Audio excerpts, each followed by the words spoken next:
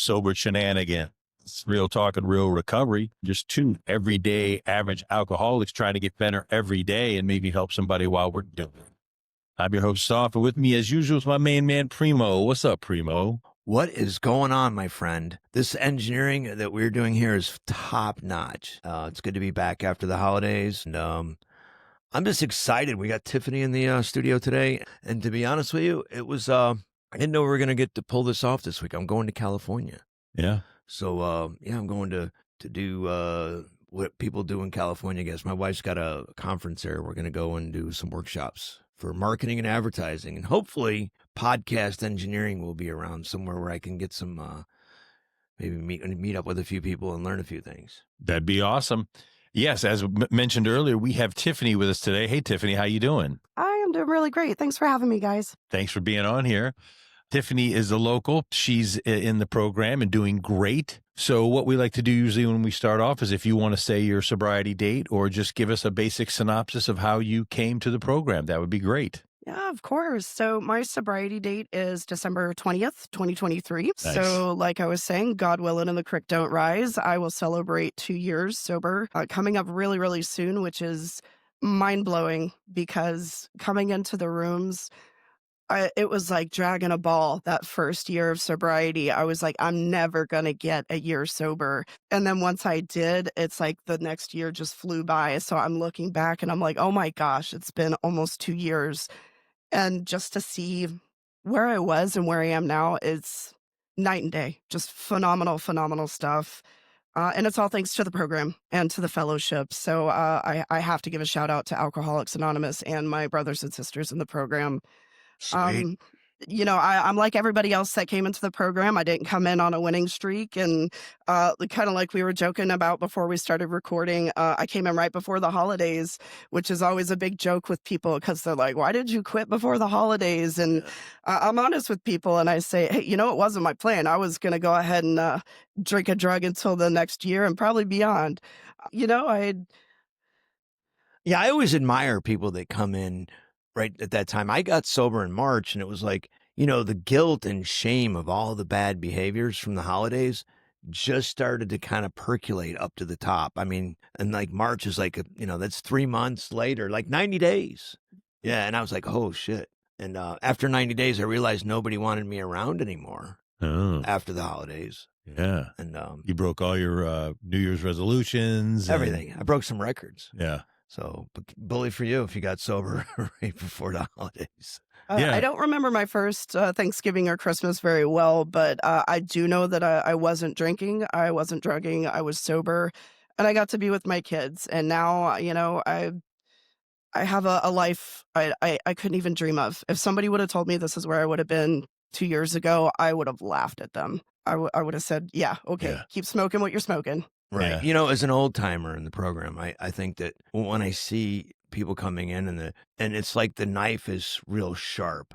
They're practicing the trade. They're learning all these new tools, and it's like they're exercising this thing, and they're like so full of like the newness and the gratitude that it brings. And it's like everything you do is like it's an easy win, Yeah. a life hack, like you talk about. Right. And it's like, damn. If I just didn't look at all these things, nothing's going wrong on a regular basis anymore. Yeah. So I love to see the energy of people like that for sure. Yeah. Nice. Absolutely. Yeah. Tell us a little bit about prior to coming in and getting sober. What was your life like? What were you, you said you have a couple of kids. So Yeah. give us a little background on prior to getting sober. Yeah. So professionally, I was an office rat. I was in that rat race for a long time.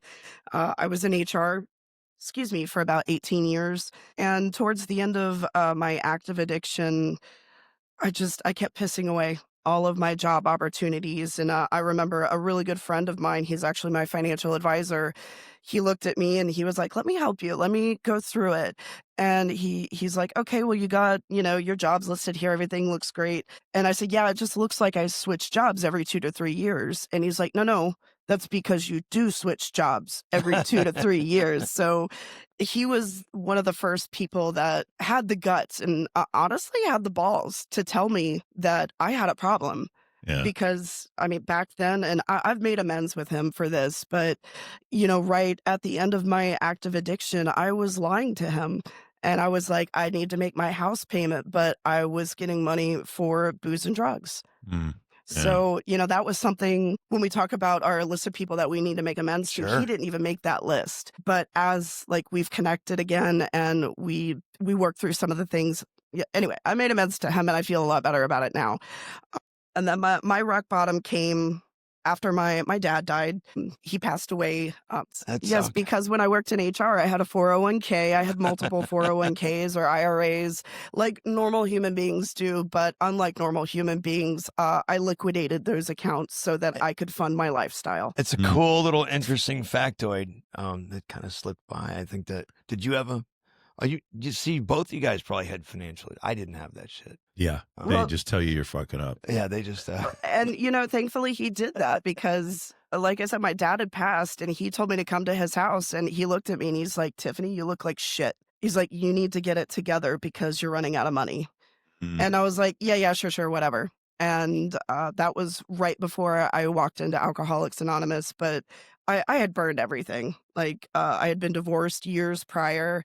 And I can look back now and see the part that I played in that. But, before then, it was a very abusive relationship. In all honesty, we probably shouldn't have been married, but, I can't say no because I have two beautiful children. I have two beautiful daughters. That's great. Leah's my 15-year-old and Avery's my 11-year-old. And man, if they don't just make me happy every day when I wake up, I love getting to be their mom and Yeah. being present and just Yeah. being there for all that stuff. So, I mean, I went through a lot of ugly stuff and we've all got those drunkalogs that, we're like, oh, I did this or I punched that guy or I did this thing. And that's kind of why I was joking. I was like, I'm not special. Everything that I'm going to say, you guys have heard 20 times over. So I was running my life into the ground and I was on the road to killing myself. And then on December 19th, my partner and my boyfriend, who's been wonderfully supportive, he's a normie, but he understands somewhat of what I'm going through. He pretty much made me an ultimatum and he just said, you're killing yourself. You're killing our relationship. I can't do this anymore. Right. So I got mad about it, of course. So I drank about it. And then the next morning I woke up, I looked up AA and I walked into Ozona and I have never looked back. Wow. You walked into a good room, actually, didn't you? Holy geez, did I ever. I mean, talk about motley crew. I love Ozona for just the people there. They're genuine. They care. And, sometimes you need somebody to lay it down for you just like it is. Yeah. And, that's why I go there because the stories, the people, and they keep it real. Yeah. I used to think I was a low bottom drunk, and then I went to Ozona. And I'm like, I was like, that just, I may have had a few more drinks left in me. No. There's some great people there, man. Yeah. And I say that out of true love, but Absolutely. there's some total, prime examples of, if you wanted like a sample, like a DNA sample of what alcoholism looks like, there's one guy that was sitting across from me yesterday. I was like, now this cat he was on the show, the Boston Brawler, Keith. Yeah. Yeah. Yeah. Yeah. He is a card. Yeah. He is, he's the poster boy. Yeah. I think He's awesome. I love him. No, I do love him, but man, the energy. Yeah. He still scares me. Yeah. He's a big teddy bear. Yeah. I saw him and then I realized He and gets- listened to him and then I'm like, oh, there's a God. Yeah. He gets whipped up pretty good. Oh, but it's wonderful because, some people get very complacent Yeah. about their sobriety, but, Keith is always there with that passion. Yeah. And, some people are like, oh man, it's so over the top, but you know what? It's passion. Yeah. It just makes me think, man, in 25 years, I hope that I'm like that. I Yeah. hope that I can walk into a room and be like, y'all, we need to get excited about sobriety. I agree. Yeah. Yeah. Guys like that are awesome. Absolutely. Yeah. So tell us a little bit about your upbringing. So you had brothers and sisters, and what was that like? What was your family life like? So we were Midwest family. I was born and raised in, I say Dallas, Texas. It's a small town outside of Dallas. And I'm the oldest of three. So I have a sister that's 3.5 years younger than me. And then a sister that's also 15 years younger than me. Oh, wow. Yeah, man, I was a total brat when we found out she was on the way because her due date was my birthday, and I was a Oh, gotta be 15-year-old. 15, yeah. And I was like, Mom, that's super rude. That's my birthday, not this new kid's. So anyway, she was born like 8 weeks early because, just complications and stuff. But, growing up, it was it was a little bit difficult of a childhood, and not like all of us don't have stuff from our past, but a lot of my wounds, those things that made me fearful and made me drink, were present in that time frame, and a lot of it had to deal with people abandoning me. Mm. Um, like my parents, my biological dad and my mom split up, and he would come around every once in a while or send a card, but it was always like, "Hey, get ready. I'm gonna go take you to Chuck E. Cheese, or we're gonna go to Putt Putt." And then I'd be all dressed up and sitting on the curb or sitting on the porch, and he would never show. Oh, And it was just that, why doesn't he want me? I just didn't understand. I was 6, and I still vividly remember this. So, fast forward a bunch of years, and now my family's in Florida. My parents got 2 really great job offers to move from Dallas to Clearwater. So we moved in 97. And that was super great for me because I was 15. My parents were both working. So they're like, guess what you get to do over the summer? babysit. Babysit. So everywhere I went, if damn it, everybody wasn't like, your baby is so cute. She looks just like you. And I'm like, well, thank you, but that's my sister. They're like, okay, sweetheart. And so it was like, whatever. But it was a good representation of what I had been to my family, which is that parentified older daughter. I was a kid that my parents didn't have to worry about. Straight A's. I was student council president. I was a band nerd. Like my senior year, I was drum major. So, I mean, it's just everything. I was in AP classes. I constantly strove for perfection and to prove my worth Mhm. to my family because my dad was very old school. He was born and raised on a farm in Indiana. So it was very much, we had 6 kids because you could benefit the farm. So Mm. it's kind of like, what are you doing around the house for your family instead of sitting around and being selfish or whatever the case may be? Idle hands are the devil's tools. My dad liked to say a lot. Yeah. I like him.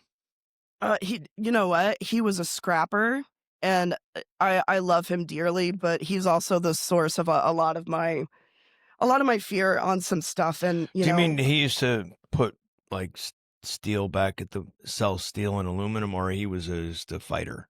No, like he was just A scrapper, you mean like? I'm trying to think of a nice word to say. He was ornery. Okay. How about that? Yeah. Very dry sense of humor. I always joke with people like, if you guys were like a goat farmer and like, let's say you made like vegan goat milk cream for a face or whatever, my dad would be like, I hate goats. They're absolutely disgusting. They're the bane of the existence. And I think you guys are stupid for having a goat farm just to get a Jeez. rise out of you. Wow. He did that to every boyfriend. Oh, really? He probably ran off Mr. Right. And the ones that stayed around were just too dumb to, Yeah. say anything. Well, I'm probably guilty of that myself. I Occasionally. Yeah, I mean, I had 2 daughters. I wasn't super friendly with all the guys. I always say it's not my job to help you date my daughter. Yeah. So. You're the first guest that's actually lasted this long. I usually run them out of here by now. I'm not scared of much. So you old school dad. Yeah. Get the kids working. You're the oldest. You're in charge. And there's some of that things you get into. Like, when did you start drinking? When you came to Florida and you were a teenager, or? Oh no, wait. My family, even though my dad was born in Indiana, he was like, the French drink all the time, right? And I was like, okay. This is true. I mean, and Mediterranean overseas, I mean, that's how it goes. And my parents were never strict about alcohol. I mean, my first drink was white Zinfandel with my mom and dad. It was classy, out of the box. So I got started on the good stuff. Right out of the bottle. Huh? Right. And with your parents, and how old were you probably, you think? Probably about 13. Oof. Wow. You started on cork wine, huh? Wow. No, spigot wine. Spigot. Like the bag in the box. Yeah. Oh, wow. Yeah. Like we never talked about it, but my dad was hardcore alcoholic. Yeah. I love him and he helped me so much through my life, but his life, at the end of his life, he was dying in hospice, and the only thing you wanted by the bedside was a box of red wine. Jeez. And it broke my heart. But that was like his symbol. That was his mascot through life. And Hmm. they bought it by the case. It was ridiculous. But anyway, yeah. So, my parents kind of introduced me to wine, and I really liked it. And then, of course, growing up in the time frame that I did, like mid-90s, lots of bonfires, lots of moonshine out of Yeah. coolers. Parents didn't know where we were, smoking menthols in the back of some dude's car that I don't even know, hoping that I get home alive. Um, it's every Gen Xer's kind of story. I'm right on the cusp. I like to Yeah. call myself a Zennial Oh, because cool. I'm 43 now, so I'm stuck in the middle somewhere. I don't know, Yeah. just like that song. Zennial. So it's a Gen Z millennial or a Oh, Gen X? yeah, Gen X and millennial. Okay. So Millennial. I was always like one of the older kids. I loved hanging out with like all the seniors and everything, and like when you wore the Letterman jackets. But whatever. That I digress on that. So from there it expanded, and then like I went to college, and that was my first aha type moment because I was a bartender. College town, you can make a lot of money bartending.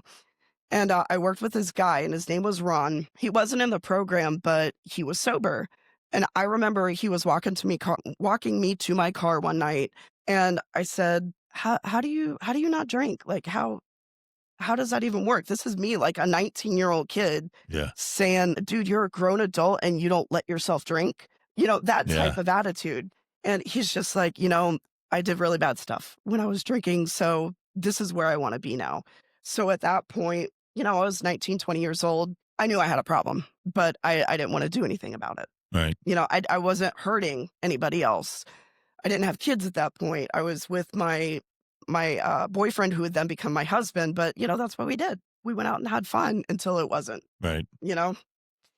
And then that just got me to where I am today, or before I came into the program. Yeah, that's a likely story. I mean, a lot of us have that same sort of ramp up of drinking from around the house, then in high school, then in college, it ramps up because you have no supervision. And then it's, what happens after that? Does it continue to take hold? Does it continue to build? Like with me, it did. I never really slowed down. I mean, quit a few times, but it never took. Yeah. So, well, that's, You certainly have fulfilled the rite of passages. Yeah, you certainly I have have done Yeah. everything, maybe not everything that everybody else has done, but I put myself and other people in situations that I look back now, and I still want to cringe because I could have killed somebody. I could have killed myself. And They call that the shame shivers. yeah, it's I totally. love that. you do like that I saying. love that saying. Yeah. Because it made so much sense. Like I'm like, oh, if I go back through the 8mm camera of blackouts that I had these little magical clips of every once in a while, this little clip comes up and I'm like, oh, and I shiver. Yeah, And, I'm glad you brought up the blackouts because that was kind of the end of the end for me. I didn't become a blackout drinker until probably 5 years Yeah. 5 years before I stopped drinking. But it would be longer and longer. So it got to the point where I was losing weekends. college is like that moment. When I went to college, I was sober. And I was in a dry college, and I lived in a dorm, and I was like I was like 27 when I was living in a dorm with these kids. I was like, man. And I was going to meeting. I actually started meeting at the campus, but I always wanted that Animal House party till I dropped experience. I mean, that was like, I felt like I didn't go to the prom. I didn't do all these things because of my alcoholism, but so I always have a little bit of envy that people that have these great college stories, but then in the end of the day, they're not that great. When you really dive into it, it's like, oh, okay, yeah, they blacked out and life sucked. Yeah, pretty much that's the way it goes. And all college did was teach me how to tailgate really good. Yeah. So by the time I got to my adult life, when I was dealing with difficult situations or doing things, I always had to tailgate or pregame. I was going out to dinner with my parents. I needed at least a couple glasses of wine before I could deal with my mom or dad. Which team? Sorry? Which team were you tailgating? I am a proud graduate of the University of Florida. Oh, go Ooh, Gators. So go All Gators. right. So there you go. And this is rivalry weekend. It So is. yes. It is. And my best friend's Did they oldest win? son They goes did. to Florida State. So They beat Florida State? oh They no, did. my best friend's son went to Florida State. So we had to kind of come to an understanding, Oh. not a house divided. So But they Yeah, Florida beat Florida State Ah, yesterday. Yes. I didn't see it. Yep. Yeah. They did. Well, my 3-step kids are all Gators. It's a great school. Well, good for you, man. It means you're not only are you you're smart then, actually. Don't you have to be I like a big can be. yeah, you have to be big brained to get into Florida. And I did have to apply twice. I do have to throw that out there because I applied to a couple different colleges, but I wanted to go to UF. I wanted to go to the journalism college because I wanted to be like Ed Murrow, and I wanted to be one of those like intensive field reporters. Oh wow. And it never worked out because as you can see, newspapers have gone by the wayside. And True. I still write, though. I still love to write. And that was one of the first things I picked up in sobriety because my sponsor was like, you got to find an outlet. You got to either talk to somebody, write it down. And that's what I did. I downloaded a free program that lets me write as much as I want. I type it out. I add chapters. I delete stuff. And it's a really great way, kind of like what we were talking about. Like I can look back at my first year of sobriety and I can be like, oh my gosh, that was when I got my power cut off for the first time because I couldn't make ends meet. It was my house almost getting repossessed. It was my Right. car being repossessed twice, and losing 2 jobs within a year in my first year of sobriety. I was just like, Wow. I was leaning into my sponsor and leaning into God a lot because I knew if left to my own devices, I would burn the world down and just watch as everything fall apart. Wow. That's where we get wisdom, though. For sure. You know what I mean? So I think all that stuff's so important. My kid, I totally want him to fail. And certain things in his Right. life so that he gets that wisdom. You know what I mean? Like now's the time, I'll catch you, kid. Yeah. But go out there and skin your knees up and come back crying and we'll talk about it. Absolutely. But totally, all that stuff, man, is it's all the rite of passage stuff that we need to do to have the conviction, and the motivation, and then all this stuff all the wins that we get really are accentuated. Absolutely. I mean, I don't want to paint doom and gloom because, we're not a glum lot. We're pretty hilarious people. And, that was just some of the stuff that happened. It didn't happen to me because I realized that now things don't happen to me. I make my own destiny. Sure. So if I fuck up on my time. I'm the one that did it because I'm the whole problem. Okay. Right. Amen. Yeah. And I know that about myself now. But before I had that victim mentality where I was like, it's everybody else against me. And once I got through that and I was like, you're not a big deal. So when did you? Well, okay. Very- So when did you have that epiphany? Self-aware. Yeah, because a lot of people carry that victim card. It's like Yeah, absolutely. they It's a think it's badge like of a honor. membership, or they could fucking trademark it. Yeah, Or, yeah, absolutely. No, I wanted to, man. It was actually probably I was about 7 or 8 months sober. And it was the first job that I lost in sobriety. And it was coming to grips with I can't always be right. I have to let my ego get out of the way and I have to meet people where they are. Right. Because if I expect them to come and be where I am, I mean, that's ridiculous. That would be like you expecting me to have your wisdom with all of your years of sobriety. It's a lot of mistakes. But that's just it. It's that's all it mistakes. is. It's and at the end of the day, it's saying you made a mistake. You're not a mistake. Okay. Right. You're not stupid. And all those things that, I mean, we tell ourselves, oh man, I can't believe you did that. You're so dumb. You broke that. So how long before you worked the steps? I got into it right away. I got a All right. sponsor about 3 weeks into the program. I'm feeling that. I'm feeling it. I mean, I can see it. I have my little yeah, my I don't think she was there Black the other belt day. radar.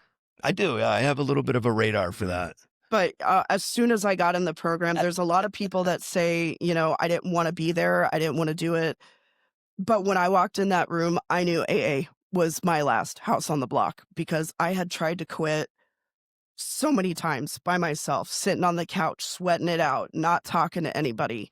And I was just sick of my own shit. I mean, Yeah. I didn't want to be this person anymore. Nobody could rely on me. My kids, I mean, God bless them. And thank God that I was able to get where I am because I still have my kids and they love me and they want to hang out with me now. But before that wasn't the case. But So you always maintain your children in your home? absolutely. Yeah. Yeah, that's cool. Yeah. But you know what? I messed up so much that, I went through a really nasty divorce and it was really bad. And I did a lot of bad stuff during that time. Not like, offing people or anything, but I was drinking and drugging with my kids in the house. And Sure. I'm not proud of that at all. But if my story and by me saying that can help somebody and be like, oh crap, I'm in that same situation, you can get to the other side. It's going to be a bitch and you're going to hurt, but you will get there. You just have to let us love you till you love yourself. That's what everybody told me coming into the room because I didn't love myself, but I knew I needed to be there. Right. So as soon as I started working the steps with my sponsor, I made a decision. I said, I'm going to do everything this woman tells me to do. She tells me to stand on my head. Got it. It may take me 20 minutes, but Yeah. I'm there. So I do what my sponsor tells me. I surround myself with like-minded women. And I keep my own side of the street clean. I try not to worry about what everybody else is doing because inevitably I'm doing something wrong that somebody doesn't like or they don't like the way I'm doing it. So I'm there for the people that want me or need me there. And otherwise, I keep my side of the street clean and I just try to do the next best thing. Nice. That is awesome. This is the behind the scenes stuff that us guys, need to, and because of the amount of followers that we have are female, I've been on the prowl finding us. I saw you were like crouching in the corner. Oh yeah, I'm I'm actually trying to get some of the sisters in here to bring the goods and to deliver the message because it is so important. Because unfortunately, when the women come in, sometimes they can find there's some creepers running around with a different agenda or different motives, and and God knows I was one of them. You know what I mean? In fact, true story, I was pretty much taken advantage of by a woman too. You got I got 13 stuff and I deserved it. Every second of it. And it's sort of funny and maybe not so much actually. But I do believe that hearing that message is really critical for the ladies out there that do listen. Find a woman in the program, get some direction, take some steps, and life will change. You will accept responsibility instead of being a victim. It's so cool. Absolutely. So how has life changed since you came in and what are you doing now? So you were in HR for a long time and then those jobs went away. So what's Tiffany up to these days? So Tiffany now is a jack of all trades, master of none. I pretty much do a lot of part-time jobs now. With my past, the professional rat race, I knew if I went back, I would end up in the same place. Because in 2 of my previous jobs, I actually took short-term disability to do outpatient programs to try to get better. But when you're snorting cocaine off of the rehab toilet, you're probably not getting the message. And unfortunately, that's where I was. That's not very sanitary either. It wasn't, but some of the stuff they mix in with cocaine. Did you now take it isn't- in there with you, or did someone in there? Oh no, get it for you? I made sure I had my own supply because I didn't. It's just like going to a party. You don't want to come empty-handed, but I'm not going to share anything with anybody else. They didn't check your no. Nope, just they said, didn't "Come on check in." anything, and I was like, it's fine. It's totally fine. This is not going to affect that at all. Yeah. It's an easy way to make friends in a rehab. I guess. I don't mean, know. maybe I didn't think it was as serious because it was outpatient. It wasn't like court ordered or anything. I did it because I knew I had a problem twice. But after that, like I just decided that I didn't want to babysit adults anymore. And, everybody hates HR. I even kept candy in my office to try to bribe people to come in. It didn't work. Excuse me. So after I separated from this last employer, it was mutual separation. They pretty much said, we don't like you here. You don't like you here. Let's mutually separate. And it was the best thing I could have done because, again, I was just miserable. So after that, I dove into the wonderful job market that we're in right now. And I say that with all sarcasm and spitefulness that I can. Yeah. Because it's terrible right now. And honestly, my heart goes out to anybody looking for a job or trying to earn extra money because it's so hard right now. Yeah. So I started dog grooming. I was dog grooming part-time. I was cleaning part-time. I was doing not home health aide work because I'm not certified, but I would drive older people around that maybe didn't have transport, and they would pay me to take them to doctor's appointments or go grocery shopping.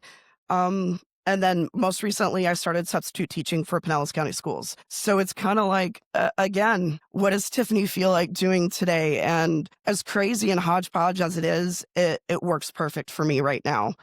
And you know what? I wake up and I'm happy. And being that you're sober, you can handle whatever the challenge of the day is, right? You're not planning the day around your blackout. Right. Right. You're not planning about where to get the next buzz or the drinks or any of that stuff. So you can do literally whatever you want to do. Nothing's holding you back, which is one of my favorite things about sobriety is the freedom that it brings us, that you don't know you're missing until you get sober and realize what handcuffs alcohol and drugs had on us. That Yeah, it's like solitary confinement. We were living every day around in our own prison of those things because, like I like to share on my Grateful Fridays is I'm grateful I don't have to plan around my blackout today, which I did for so long. I knew I was going to start drinking at 2. I'd be blacked out by 5. I needed to somehow get home around 6.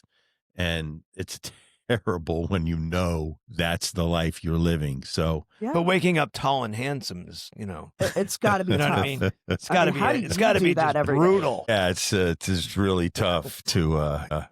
No, you think? Don't think about it. I don't think about that at all. I just think. I think like Tiffany. I am glad that today is here. I am blessed to have another great day. I get on my knees every morning and thank my higher power. I thank God that he gave me another shot, another day to be grateful and everything that comes, just let me maybe help one person today. Maybe I can be of service to one person today. And it's always cool at the end of the day when that random person came in. Like I prayed that the other day and my nephew hits me out of nowhere. He texts me, he's, what's up, Unc? How you doing? And I'm just like, oh, great to hear from you. And I go, how are you doing? He's like, man, I'm sober. I think he said he was sober like 21 days or something. Heck yeah. And yeah, he's doing, manual labor type stuff. Like he's doing pressure washing and shit. And he's like, I want to start my own pressure washing gig. I go, great. How do we do that? And he's like, oh, well, I just need this and this and this. And I go, all right, well, tell me how much all that costs. And we'll talk about seeing if you can do this, if you really want to do it. So it's just that whole new life is great that sobriety brings. That is an awesome thing. You can't even put a price tag on it, right? Well, that's one of the many gifts of the program, like you said. I mean, alcoholics stick together. So when one alcoholic's like, man, I really need this, or I'm in a really tough spot right now, I'll drop what I'm doing just so I can go help them because I know they do the same for me. And, Right. financially, I'm not in the same position I was because I was making almost 6 figures a year. And now, well, now I make some money. Let's just put it that way. Yeah. But that's all kind of right. that's kind of the beautiful part of this journey is that you're kind of a reverse engineering some things and then redoing it right. And Absolutely. all those my sponsor, the late great Guy King used to say you have to wait for the big reveal. Mm. And then, I'd be like all jammed up about stuff and things weren't going my way and then he would say, remember, what did he say? Oh, he said, were you lying to me when we did the third step? He said, were you full of shit? And I'm like, what are you talking about? He goes, did you turn your will and your life over to God? And I'm like, you son of a bitch. I would never want to call him again after that. Yeah. But he would make those points and it would be like, all right. And, you just kind of wake up and start over, man. And like, okay, but the more you do the next right thing, eventually all these great things start happening. I know that, the drama and the rearview mirror for you guys probably has still some smoking embers in there's some smoking embers still in the rearview mirror and all that stuff eventually just goes away. And it's like, whoa.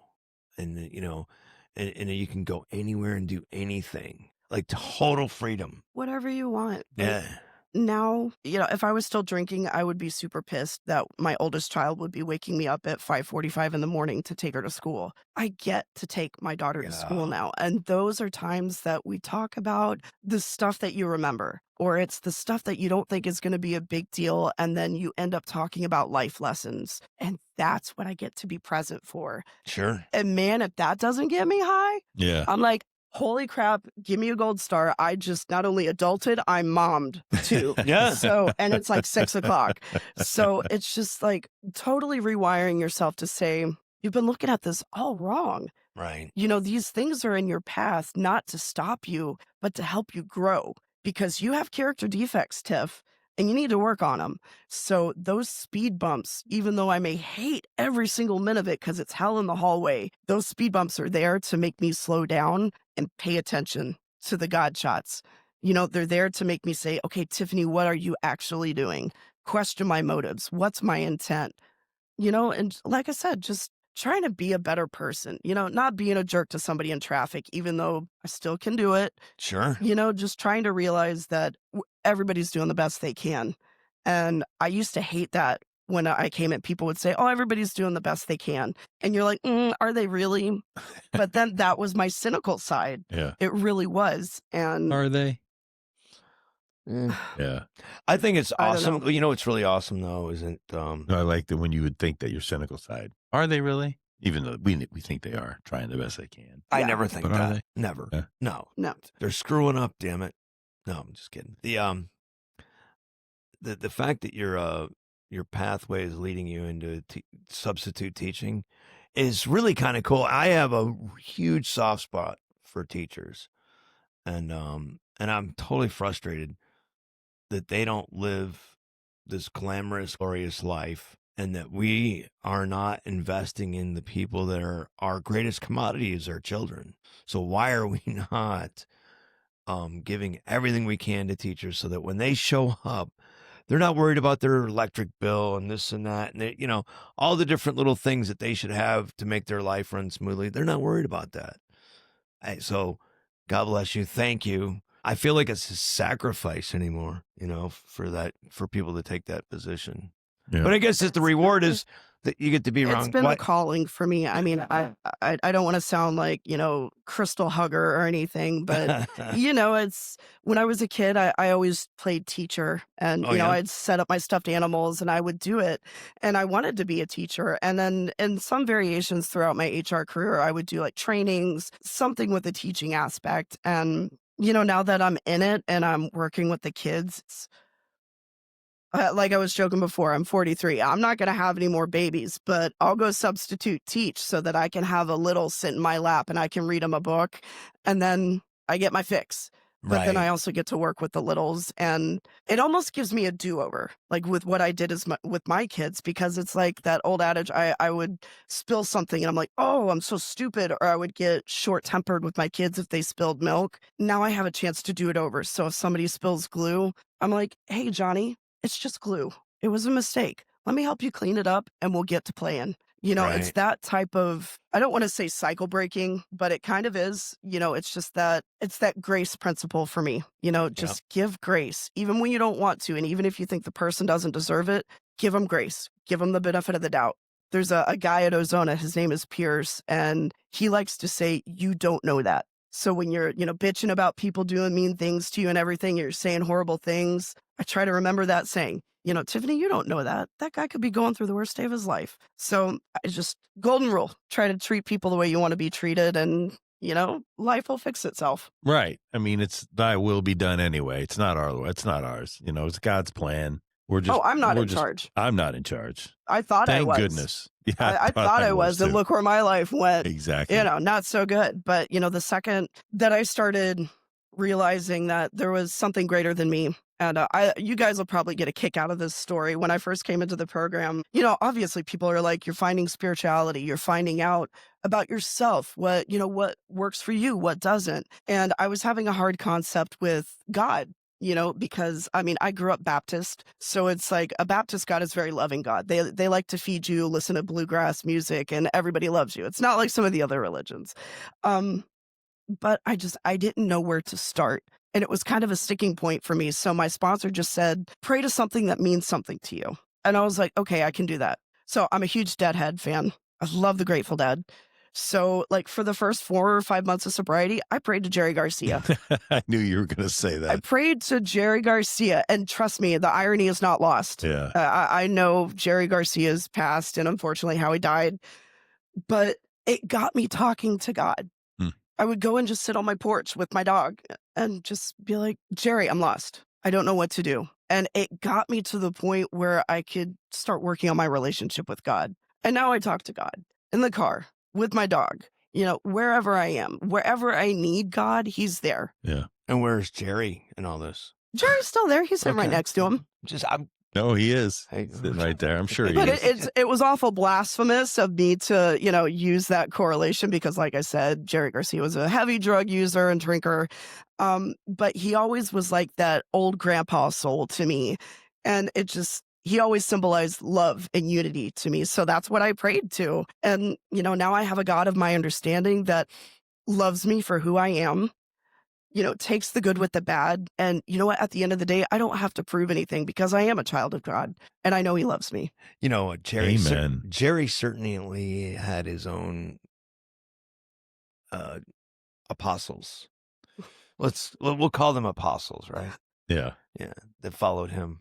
There's a movie called Half Baked with Dave Chappelle. Oh, man. And he's got Jerry Garcia's ashes in his little necklace thing, and they pray to it a couple of times. That's what I was thinking about. Well, you know what, yeah. though? I mean, the guy was... Seen the movie. The guy was about, I think that was Jim Brewer's character. Jim Brewer's character had the Jerry Garcia pouch. That's right. And there was the guy on the couch that was Stephen Wright, Dave Chappelle. Oh, geez, and, This was 25, 30 years ago at this point? Great God, that movie. tastes terrible coming out of my mouth 30 years ago. Yeah, well,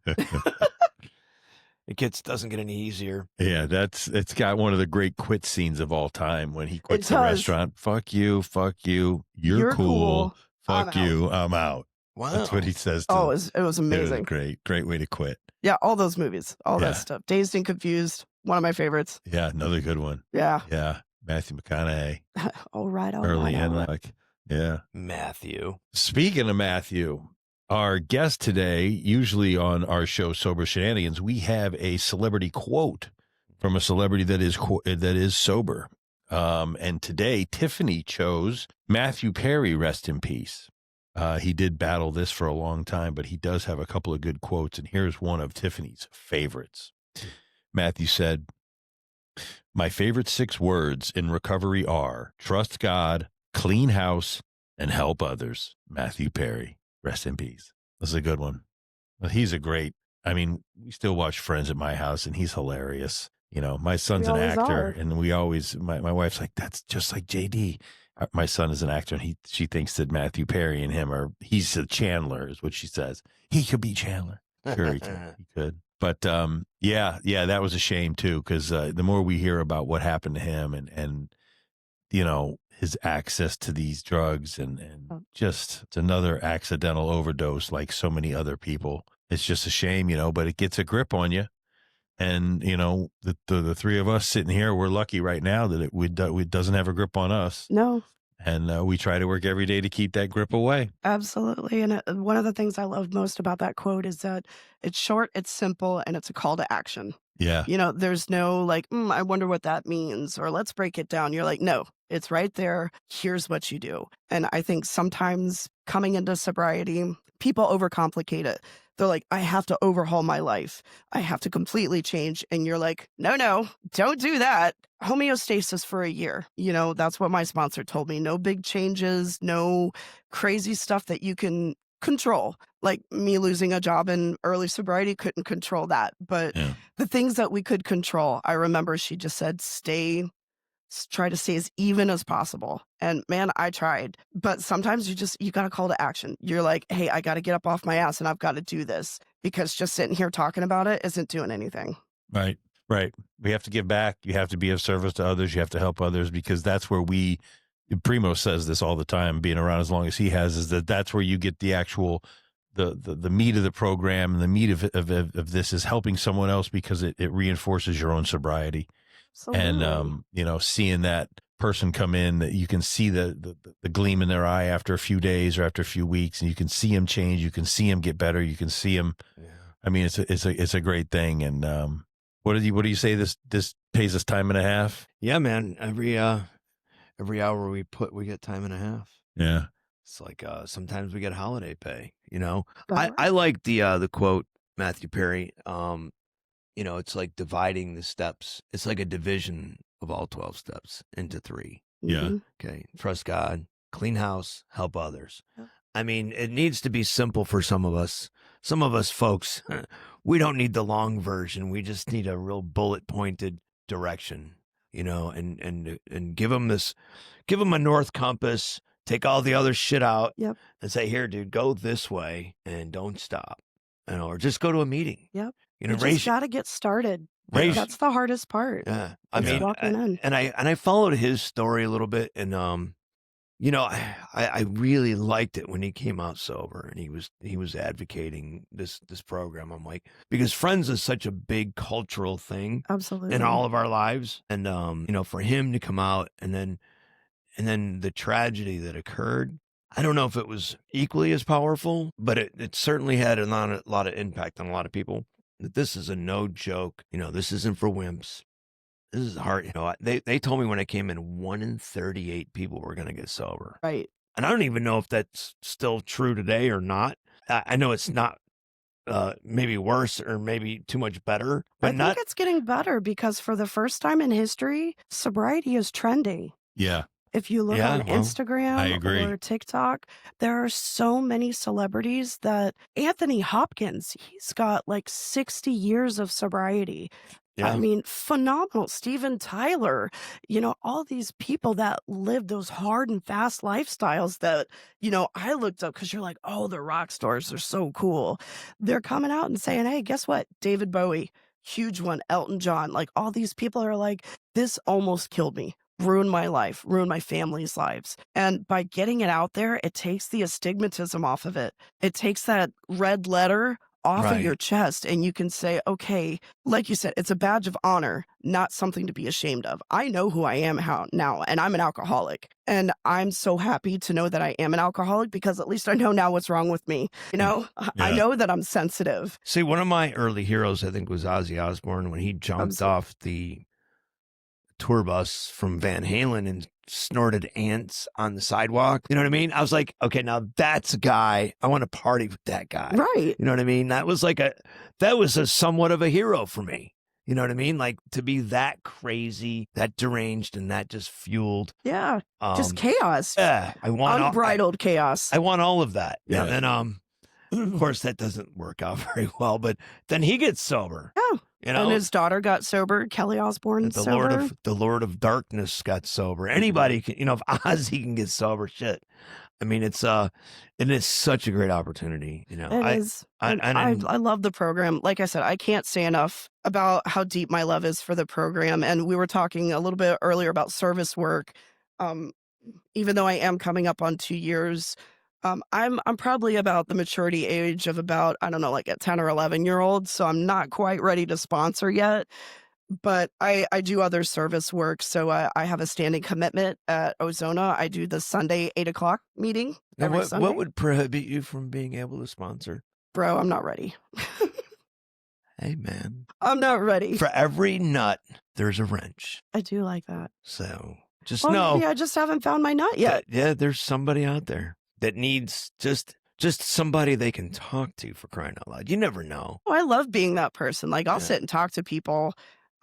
But sponsoring, it's not my wheelhouse yet. It's going to be a goal for me for next year. I think you're going to be a great sponsor. Oh, okay. Thank you. No doubt. Yeah. Thank you. I really appreciate that. I'm excited to see you shepherd a few of these young ladies in.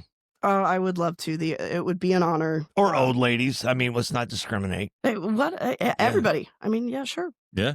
I'm in.